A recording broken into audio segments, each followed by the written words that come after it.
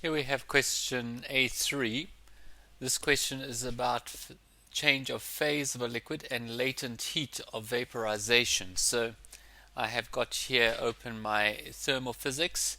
This is a formula that we use for latent heat, where this L is your latent heat of a specific substance. It's the energy that is required to change the phase of a substance per kilogram or per unit mass. So state the difference between evaporation and boiling with reference to temperature. Okay, so with evaporation, this can happen at any temperature.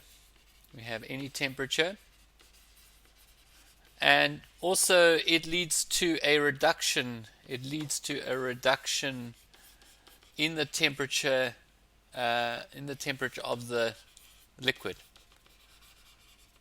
So it's all the surface from which it's evaporating from.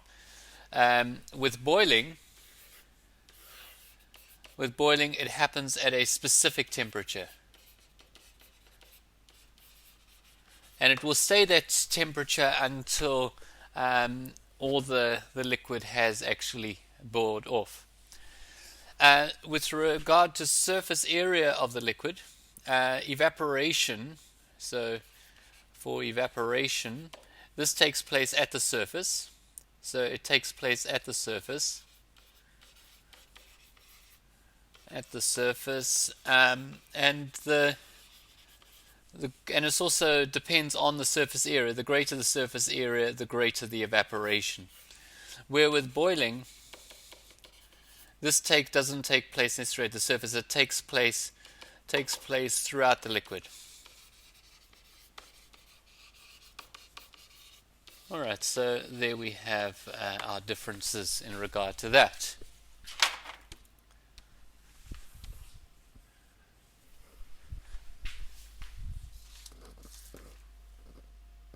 Going down to this question over here, it says a liquid in a calorimeter. Now, a calorimeter is basically just something that insulates, or where you can insulate the liquid. So, I mean, you can use, for instance, a polystyrene cup. Covered polystyrene cup could be a calorimeter.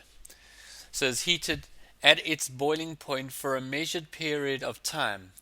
The following data are available. So we get the power rating of the heater. Now that's 15 watts. We'll come back and talk about that. The time for which the liquid is heated at boiling point. So that's 4.5 times 10 to the 2 seconds. So we basically are 450 seconds. And the mass of the liquid boiled away. And that is 1.8 times 10 to the minus 2 kilograms.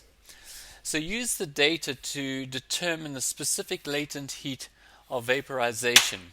So which formula are we going to go to? Well, obviously we're going to go to here. Q is equal to ml.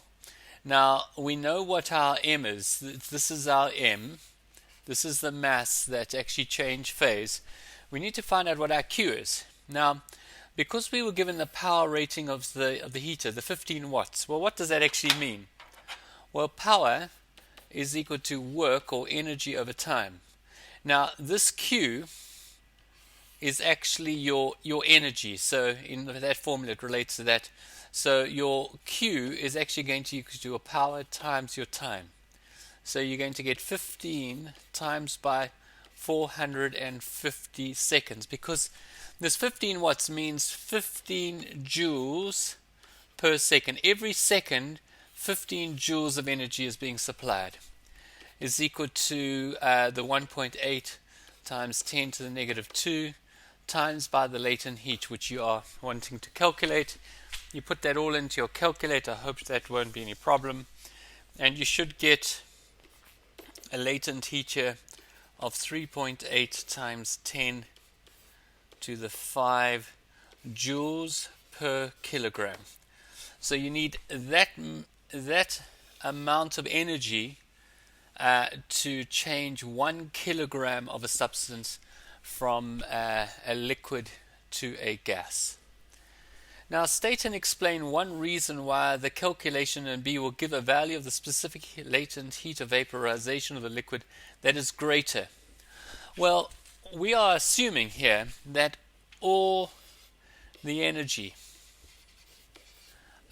went into changing the phase.